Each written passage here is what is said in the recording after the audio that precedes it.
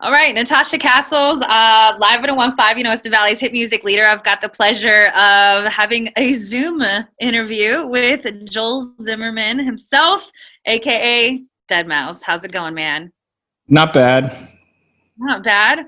Well, of course, taking the time to do some research and, getting ready to talk to you. Google says Deadmau5 has a unique sound, really polished and focused. His tracks are produced to perfection and mastered to sound and stand out amongst other dance tracks. Does that sound about right to you? Well, if Google said it, it must be true, right?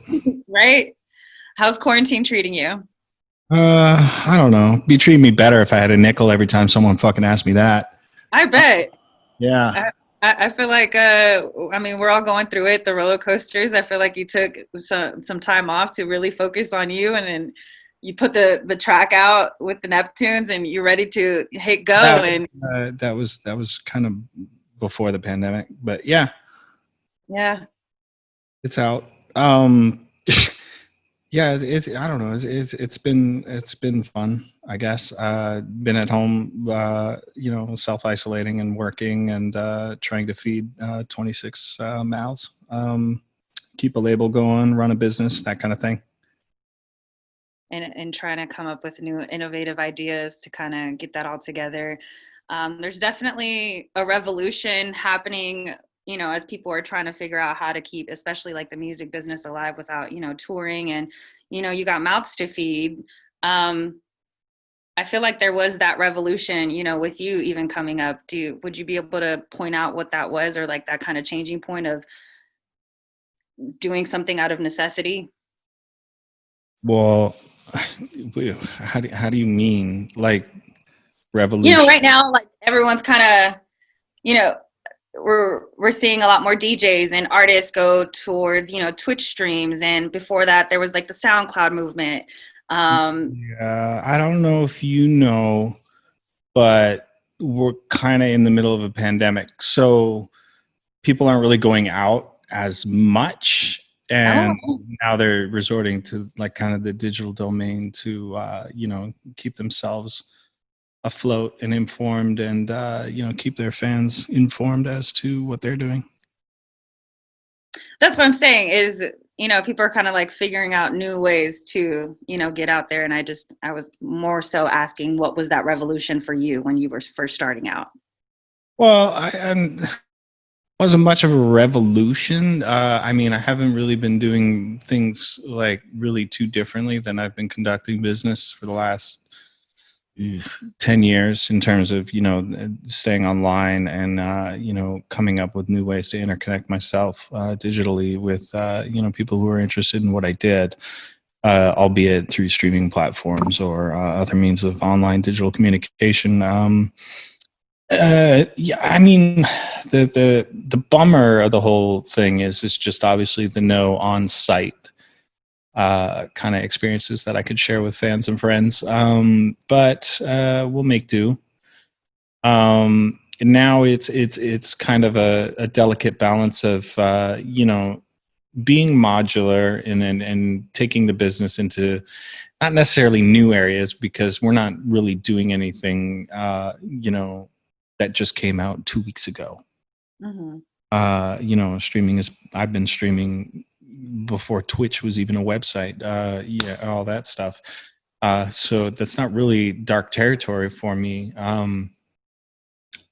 Uh, yeah, yeah, not much of a revolution.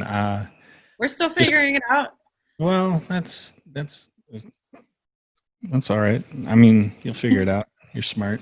Now, your debut album, Get Scraped, or Get Scrapped, I'm sorry, turns 15 years old next It's week. wrapped. Get Scraped, I'm sorry. I wrote the question down and spelled it incorrectly. Do you still celebrate some of these milestones? What do you mean? Like, Like, do I hey, know the it's date? 15 And years. kind of Like, like, oh my gosh, pop well, it, get paid, or let me the put out a fact new track. that one can even sustain himself in the electronic music business for more than 5 years is something to celebrate in itself. Um, it's little daily reminders. I don't think I save the date, and on every July 15th, I throw myself a little party and spoil myself with half a bottle of wine. Mhm. Um, but I do take little victories every once in a while when I'm feeling like a piece of shit, to kind of reflect on some of my culminations. It looks like you're in a home studio situation right now. Is there something around you that represents like a significant point in your career? No, I'm in my pool house. In your pool house? I mean, it looks like a cool pool house studio situation there. It's not bad. I mean, it's nice. A little fresh air, big screen door, so I can breathe and not fill the house out with cigarette smoke. I bet.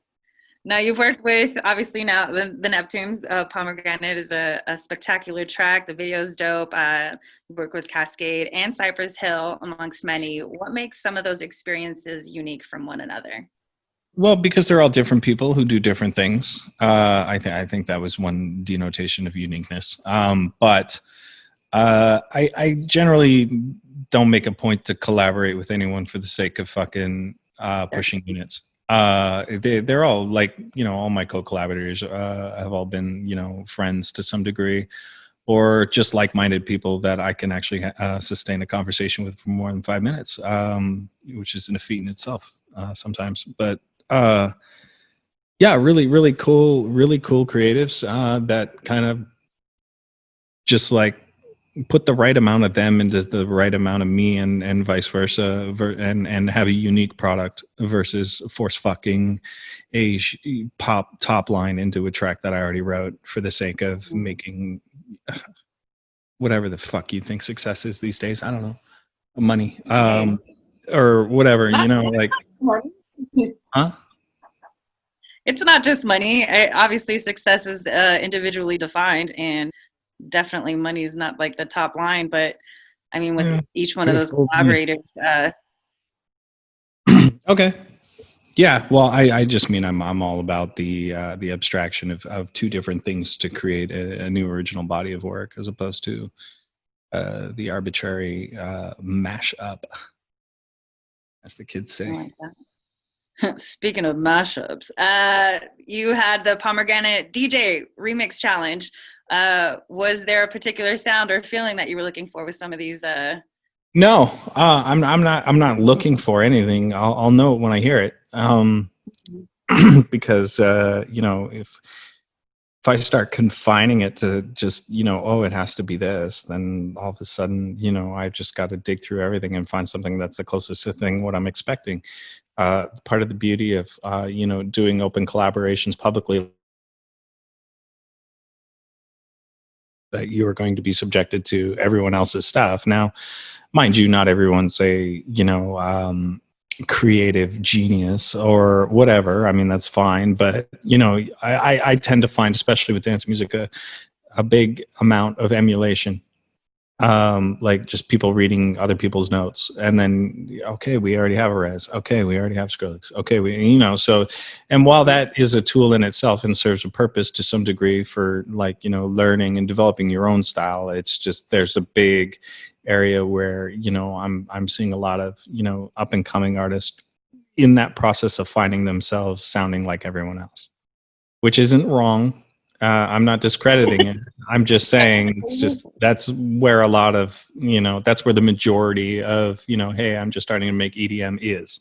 Mhm. That's just the way it's always been and always will be. But yeah, it's that thing that catches my ear that makes it, stand out, or, has a certain flavor to it. And it's that discovery work that takes place after, that makes me kind of, pursue an artist or something like that. In terms of like Skrillex or Rez, when I first started hearing their stuff, I was like, okay, well, you did that one thing and that was really cool, but I need to see the consistency here. I need the formula. What makes you, and if I ever hear another track out there right now and I can say it's you and not even know, then you're on to something. It's as simple as calling it originality, but I mean, um, Has there been someone that caught your attention like that?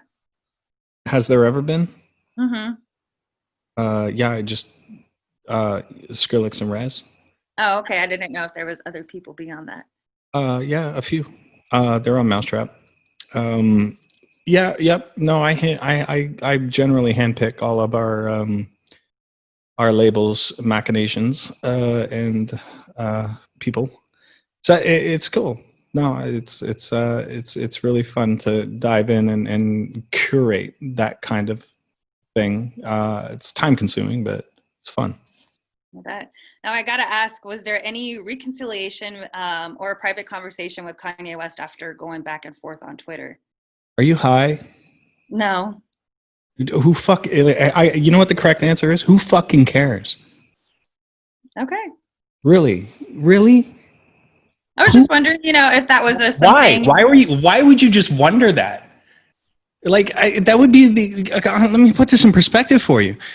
That's like me wondering why you ate spaghetti 4 weeks ago and then I losing don't think it's sleep the same over it, thing. saving it up for fucking 3 years and asking you now. Like, holy shit. All I right. take that as a no. Well, I don't, I'm not even, I'm not even pondering the question.